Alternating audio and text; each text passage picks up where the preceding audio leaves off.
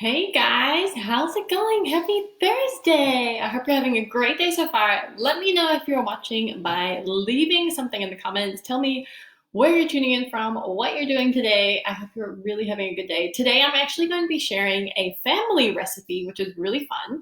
So I'm sharing our family's fried rice recipe. And for those of you that don't know, I'm actually Indonesian, so we make Indonesian fried rice. And you probably had like Chinese fried rice before, or maybe Japanese fried rice before. There's a lot of different types of fried rice out there, but I'm going to make the Indonesian version, which is going to be a little bit different. It has a special ingredient in it that's going to add so much flavor. And also, this is such a great recipe to use to use up a bunch of leftovers that you might have in your fridge or freezer. So first of all, what we're going to do is I'm going to use my electric skillet right here. I'm going to turn it on to pretty high heat. I'm looking at a medium high heat. And one of the things to remember with Indonesian fried rice is that you always top it with an egg. So the first thing that we're going to do is to make just a simple fried egg to put on top. If you don't like eggs like that, absolutely don't worry about making it, not a big deal. But while this heats up, I'm going to go through the other ingredients that we'll be using today. So obviously we're going to be using rice. I have some pre-cooked rice here. It's just some rice that we had from leftover this week. And it is just white rice. I made a whole bunch of rice over the weekend to kind of last us through various meals this week. And it was in the fridge. So all that I did was I just took a spoon and like broke up some of the clumps that the rice has. Because you know, like sometimes when you have rice in the fridge, it really clumps up. So I just broke it up because it's going to make it even easier to mix everything together when we put it into the pan for the fried rice. And then I had mentioned that this is, oh yes, hi Randy, how are you? These skillets are so good. Like having it here is obviously really beneficial for these cooking shows, but also it's super helpful. Like if you have a few different things going and don't have enough space on your stove, it's such a great alternative too. So I can feel this getting really hot. I have about a teaspoon of oil in this nonstick skillet. And all I'm going to do is grab an egg, so just an egg, and I'm going to crack it into this hot skillet to create our fried egg. And that's literally it. Now we are going to have another egg added to the rice itself. I'm just going to kitchen towel to wipe my hands. We're going to have another egg that we add into the rice itself. So if you probably had fried rice before where you've seen like little bits of egg mixed into the rice, and that's what we're going to do as well. But the seasonings are going to be a little bit different to what you're probably used to. So make sure you stay tuned for that, because this is what I think makes, hey Stefano, how are you? This is what makes Indonesian fried rice so delicious for kiddos, especially if you're trying to have them eat more veggies. Adding it into this fried rice because it's so delicious is going to be so good, because it kind of tricks them into eating it, because it is, first of all, tastes amazing, but also, I mean, when it tastes good, who doesn't want to eat it? Okay, so this egg is cooking away. We're going through our ingredients right now. So what I had in my fridge was some vegetables, which we're going to add in. So you can see here, this is actually some roasted onion that I just cut up. Oh, Randy had a question. She said, can you use any oil? I would use a flavorless oil like vegetable oil or canola oil. You could absolutely use olive oil or coconut oil if that's what you have. It would just give a little bit more flavor to the dish, which is not necessarily a bad thing. But generally in Asian cooking, you're using you're usually using a pretty flavorless oil. And then Randy said, I love how you use kitchen towels. I bet you didn't worry about the paper towel shortage. Actually, I did, because everybody else uses all the paper towels. So there is that. So we have this roasted onion that I just cut up. If you didn't have roasted onion, by all means, just use normal onion, cut it up. I have a video on my YouTube channel. If you search for Nourish with Renata on YouTube, you'll find it. And it's a really quick tutorial on how to cut onion without crying, because who hates it when you start crying from cutting onions? Woo! It's getting hot over here. Okay, so this is looking really good, this egg. Let me turn it down just a touch. And it's almost time to take it off. I'm just going to scroll down in the comments. Okay, make sure I didn't miss anything. Okay, so we have the onion. You could use fresh onion. That would be great. We're also going to use a little bit of chopped up garlic. And then I have some additional vegetables here that I literally just had in my fridge. So I have some carrots here. And this was just some carrots that I used to make a broth with. So if you ever made a broth, you basically just put a bunch of root vegetables, including carrots, into the dish, and it just simmers for a really long time. I did it in the slow cooker. So super easy to do, and I'm just reusing those vegetables. So this is a great tip. If you have like any veggies from pretty much any other dish, including if you make a broth, then just chop it up and put it into fried rice, because anything can go in fried rice. Okay, I'm going to let's have a look at this egg. It's looking pretty good. I'm actually going to flip it over. So easy. Okay. Now the other things that I'm going to add in today to this fried rice, I have some pre-cooked meat, and this is actually roasted turkey. So we had a big roasted turkey breast this weekend for Easter, and this is just some leftovers. So this is about a cup of meat. You could use any kind of meat, or you could use seafood. You could use shrimp. You could use like the crab sticks and cut them up and put them into your fried rice.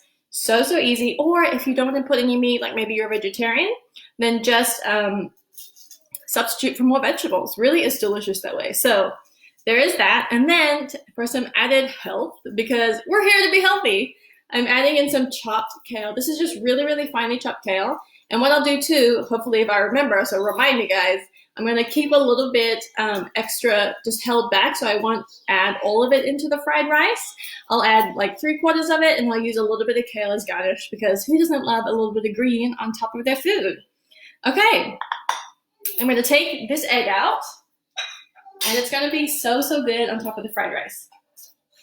Okay, and it came out so easily. So there's that. Next up, we're going to add in the onion. So at this point is when you would add in your fresh onion if you're using that. But since everything is pretty much cooked, I'm going to add in the onion, let that warm up a little bit, and then we'll add in this carrot as well. And once it starts to get warmed up, we'll add in the garlic. Hopefully that's not too loud, guys. Oh, it smells so good already. Oh my gosh, I'm so excited for this. So my husband, Cody, he came out earlier and he was like, have you guys had lunch yet? And I was like, no, but I'm going to make fried rice on my live, so can you wait a minute? And he was like, yes, I can wait. So I better make this a good fried rice so you can have lunch. Okay, next up we're going to add this garlic. Now, this is actually not traditional.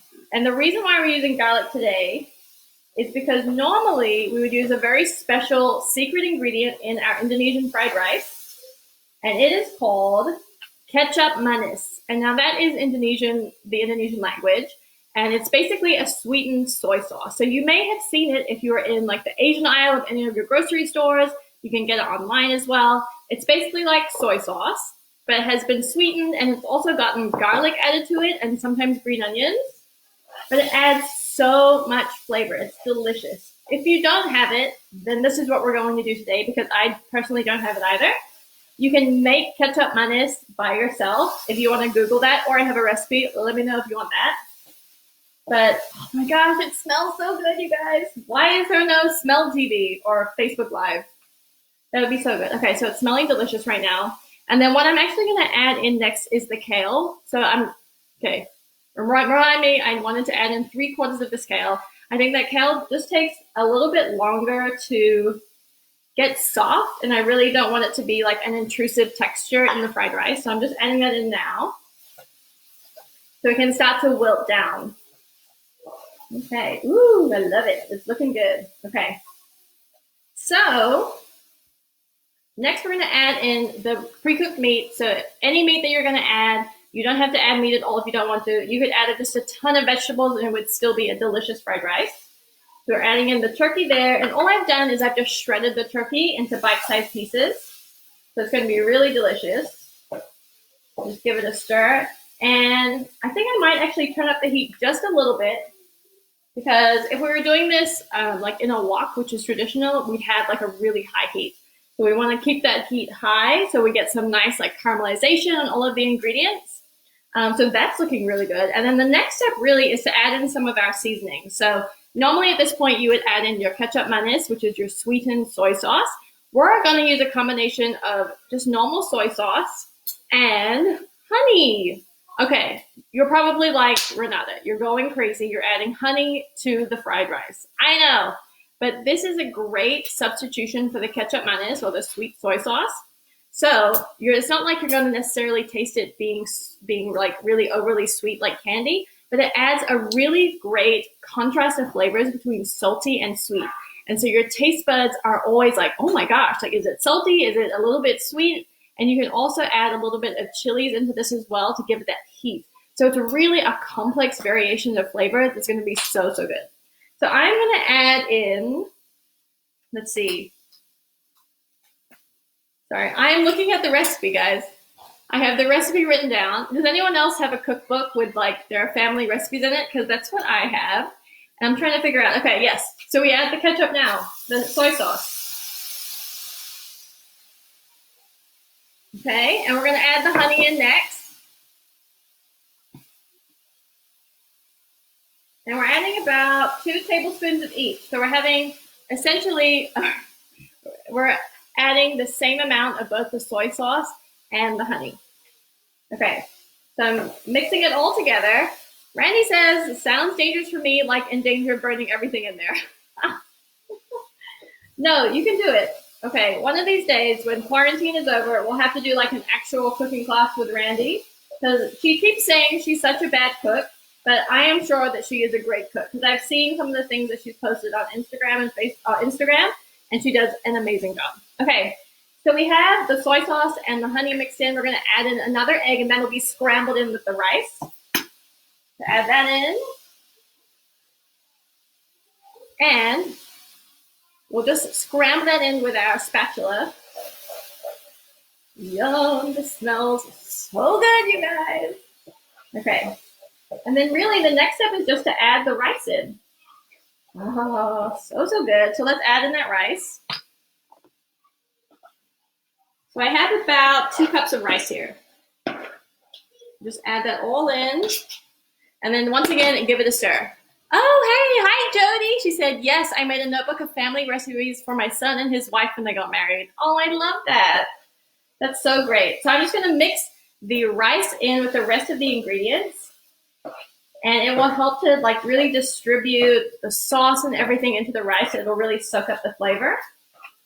And we'll let it fry a little bit. Once it's completely mixed in, we'll let it fry in the saucepan. And then we'll give it another toss. And then really that is it. Now the other thing to do is to taste it to make sure that it tastes good. I think that's one of the things that a lot of people forget. Sometimes I forget to just to taste the food before you serve it so that you have the opportunity to season it a little bit more if you feel like it needs it. Oh, this looks so good, you guys. Okay. Yum. Okay, this is looking really good. I'm going to grab a spoon so that we can taste it here in just a minute. But I'm just going to like flatten it out into a single layer so that it can continue to get toasty on one side. While we do that, let me grab a spoon so we can taste it. Here we go. Got one. I am so excited about this. I am really hungry, you guys. I went for like a 7-mile run this morning, and I basically only had oatmeal today, so I'm super excited about eating this fried rice.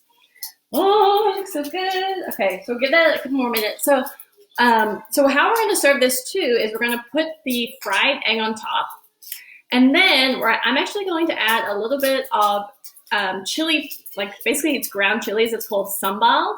It's something you can get at the grocery store. So let me just pull it out of the fridge real quick. Give me a second. I'm still here. Okay. So in the Asian aisle of the grocery store, they have this. It's called sambal. Well, there we go. Sambal. And it has the rooster on it. And basically it's ground up chilies. Let me look at the ingredients. Salt, acetic acid, which is basically vinegar. That's pretty much the ingredients. And it's really spicy. It's just a little bit vinegary, but it adds so much flavor. And I love to add something spicy, like we talked about chilies before, go really well with the fried rice, but adding this chili paste, which is the sambal, is so, so good with the fried rice. So let me toss this again. Ooh, yes, it's getting all toasty on the bottom. It looks so good. And at this point, after I level it out again, I'm going to give it a taste and see how it is. And we might need to add like a little bit more soy Maybe we want to add some pepper. Let's give it a taste and see what we think. Okay, let's try it out. It's going to be hot, so please be careful when you try it because remember we do have it on a really high heat. Ooh, it's hot. Oh, Jody said I want to taste. Here you go. Here you go. Get some.